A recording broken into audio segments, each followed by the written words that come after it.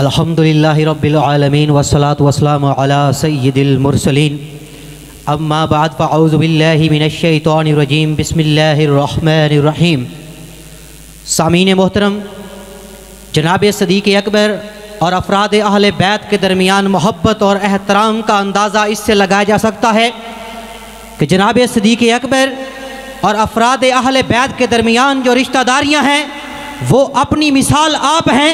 जब हम सदीक़ अकबर की असल की जानिब देखते हैं तो सदीक़ अकबर का सिलसिला नसब चंद वास्तों के बाद जाकर इमामुल अंबिया के सिलसिला नसब से मिल जाता है और ख़ुद सदीक़ अकबर की लख्ते जिगर इमामुल अंबिया के रिश्ता अज़दवाज में हैं। और जब हम सदीक़ अकबर की फ़रा की जानिब देखते हैं तो सदीक़ अकबर के बेटे मोहम्मद, मोहम्मद के बेटे कासिम, कासिम की बेटी उम्मे फरवा और इधर जनाबे अली के बेटे हुसैन, हुसैन के बेटे ज़ैनुल आबिदीन और ज़ैनुल आबिदीन के बेटे मोहम्मद बाकिर, मोहम्मद बाकिर का निकाह सदीक़ अकबर के बेटे की पोती उम्मे फरवा से होता है। और फिर इनके बेटे इमाम जाफिर सादिक, फिर इनके बेटे मूसा कासिम, फिर इनके बेटे अली रज़ा, गोया के आइमा अहले बैत के नाना जान ये सिद्दीक़ अकबर हैं। और ये रिश्तेदारी सिर्फ यहीं तक नहीं रहती बल्कि जनाबे अली के भाई हजरत जाफिर बिन अबी तालिब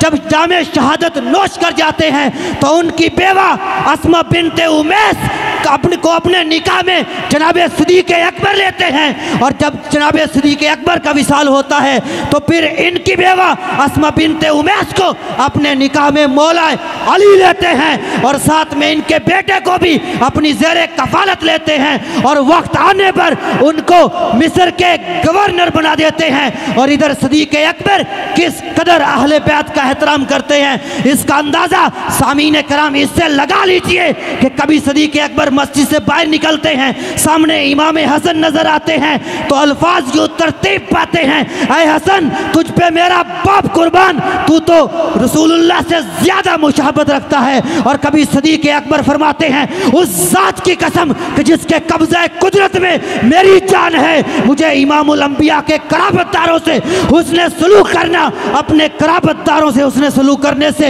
यह ज़्यादा पसंद है। मैं कहता रहता हूँ काली सोच वाले को क्या पता कि शान सिद्दीक़ क्या है। अगर शान सिद्दीक़ पूछनी है तो मौला अली से पूछो, उस सिद्दीक़ की अजमत का क्या आलम होगा कि जिसके मता वो है जो खुद बाबुल इल्म है।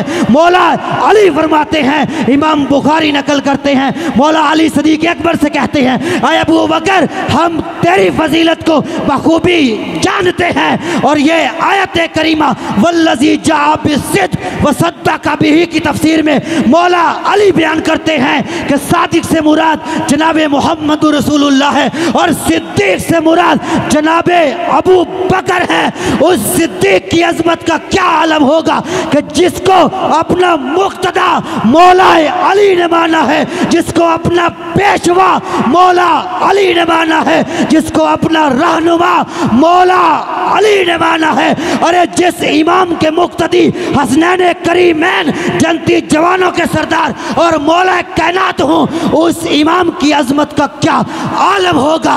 सदर महफिल, मैं अपनी गुफ्तगू को लाहासिल नहीं रखना चाहता, मैं आखिर में ये पैगाम ज़रूर देना चाहूँगा। सामीन कराम, इस दौरे पुरफितन के अंदर एक जानिब वो गिरोह मिलेगा जिन पे लेबल मुहिब्बीन अहले बैत का होगा, दिल में बुग़्ज़ सहाबा रखते होंगे।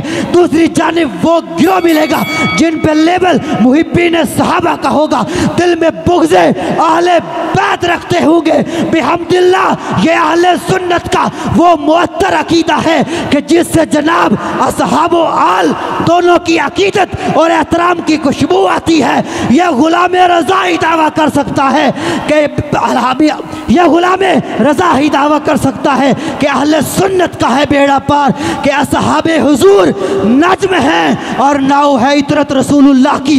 इसीलिए हम कहते हैं बिहम्दिल्लाह मिला हक से अकीदा अहले सुन्नत का, पढ़ा है कुदसियों ने भी कसीदा अहले सुन्नत का, ज़मीं अहले सुन्नत की, ज़माना अहले सुन्नत का, बनाया रब ने जन्नत में ठिकाना अहले सुन्नत का। किसी की एड़ की जानिब नहीं उठती नज़र अपनी, खुदा ने बर दिया इतना खजाना अहले सुन्नत।